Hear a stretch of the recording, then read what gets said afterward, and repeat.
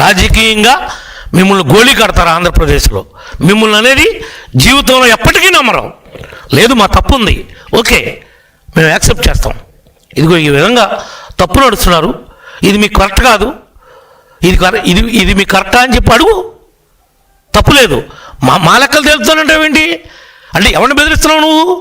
ఎందుకు బెదిరిస్తావు? మేమేం తప్పులు చేసామని మా లెక్కలు తెలుస్తావు? తేల్చావుగా, గతం అంతా భాగవతం అంతా అయింది కదా, ఇంకా తెలియట్లేదు బుద్ధి నీకు? ఇంకా మాట్లాడుతున్నావు? ఏళ్ళల్లో ఏ ఒక్కడైనా సరైనడు ఉన్నాడా? రాడ్లు చూడండి, రాడ్లు పట్టుకుని నీ పొలంలో నువ్వు రాడ్లు పట్టు తిరిగే పనే ఉంది. నువ్వు నిజంగా అంత సౌమ్యుడి అయితే ఇదిగో చూడండి, ఇంకో ఫోటో చూపిస్తా. వాళ్ళకి మందు విందు 2-3 రోజుల ముందు నుంచి ప్రిపరేషన్ చేసి చూడండి మీ బతుకులు చూడండి. మీరు కట్టిన బిల్లు మీరు వాళ్ళ బారుల్లో పెట్టి తాగిచ్చి అలా తీసుకొచ్చి హోటల్లో నిలవబెట్టి తెచ్చుకునే బతుకు మీది. మీరా మాట్లాడుతున్నారు? పోనీ ఎప్పుడైనా ఒక్క హైయర్ పర్సన్ మేము ఎంగేజ్ చేసామా? మేము ఎప్పుడైనా అసాంఘిక శక్తులతో చేతులు కలిపామా? మా తప్పేమన్నా ఉందా? అసలు నేనున్నానా ఊళ్ళో? ఎందుకు బాగుపడి ఏడుస్తారు? మమ్మల్ని అంటారేంటి? మీరా మేమా?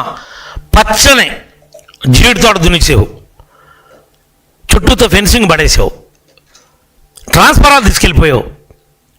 నేను మోటార్లు కొంటే నుయ్యని దాచుకున్నావు, అమ్ముకున్నావు. పేద ప్రజలకి ఆదరణ 2 కింద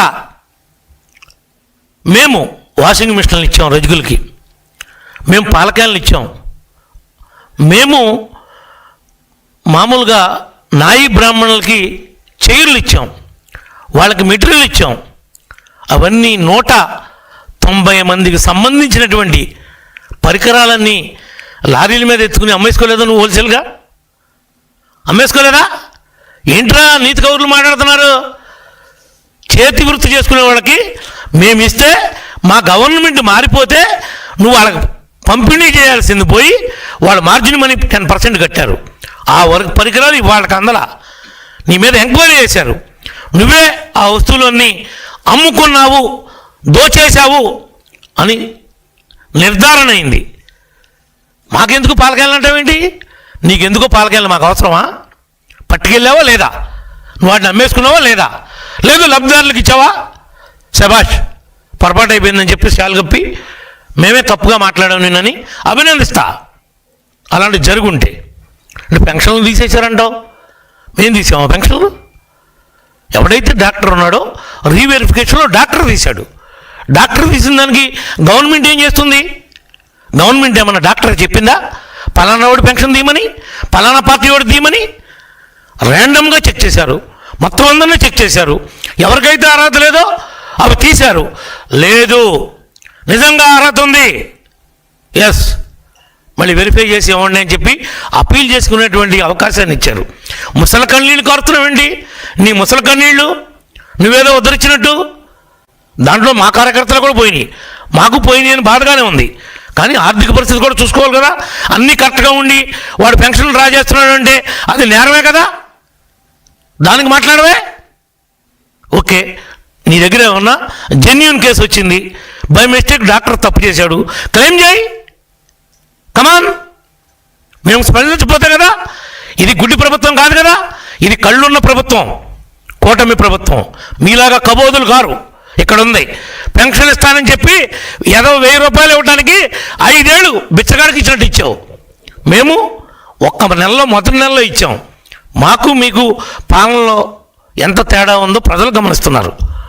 నువ్వేదో రాజకీయ విమర్శలు చేసుకుంటా పగట వేషగాళ్ళలాగా ఆన్లైన్లో పరామర్శించుకుంటా నీకు ఇంకా తెలియదేమో. రేపో మాపో ఈ అబ్బుగారు కూడా తెలుగుదేశంలోకి వద్దామని చూస్తున్నాడు. నువ్వు ఆ విషయం తెలుసుకో ముందు. వాడు కూడా సైకిల్ ఎక్కువ ట్రై చేస్తున్నాడు. కాకపోతే ఇక్కడ అకామిడేషన్ లేదు, ఎవడో ఇన్సూరెన్స్ ఇవ్వట్లేదు కాబట్టి ఆ గోడ చుట్టూ ఆ బిల్డింగ్ల చుట్టూ తిరుగుతున్నాడు. నువ్వు అది ముందు తెలుసుకో ఫస్ట్. వాడు ఓట్లు అడిగేటప్పుడే చెప్పాడు, నేను గెలిస్తే తెలుగుదేశంలోకి వస్తా, నేను గెలిస్తే తెలుగుదేశంలోకి వస్తా, నాకు ఈసారి వేయండి, నాకు ఇంకోసారి వేయండి అని ఓట్లప్పుడే అడుక్కున్నాడు. ఆ మాట ఏంటి? పెద్ద నిజేది గల వైఎస్ఆర్ పార్టీ నాయకుడు కార్యకర్త అంట, వాడికి సపోర్ట్గా వీడు వచ్చాడంట. ఏంట్రా ఏది పడితే అది మాట్లాడుతున్నారు, వచ్చి ఒళ్ళు దగ్గర పెట్టుకుని మాట్లాడండి. మావి కౌంట్ అవుతుంది కాదు, మీ మాటలన్నీ కూడా మళ్ళీ కౌంట్ అవుతున్నాయి, మీ కౌంట్ అవుతున్నాయి, మీ చేష్టలు కౌంట్ అవుతున్నాయి. రపా రపా కన్ను కొట్టాలి, రాత్రిపూట అయిపోయే పని అయిపోవాలి, తెల్లారిపాటు. కానీ నువ్వు మాట్లాడినటువంటి పెద్ద మనిషి నువ్వు అట్ట క్యాబినెట్ మినిస్టర్ చేసావో లేకపోతే పగటి వేషగాడిలాగా ఉన్నోడికి జగన్ మంత్రి ఇచ్చాడో నాకు అర్థం కావట్లా. నీ స్థాయి, నువ్వు చేసినటువంటి హోదా ఏంటో మర్చిపోయి కన్ను కొట్టాలంట, నీ పని నువ్వు చేసేయాలంట, అంటే గిల్లాలి జోల పాడాలంట. ఇండైరెక్ట్గా నువ్వు చెప్తుంది అదే కదా.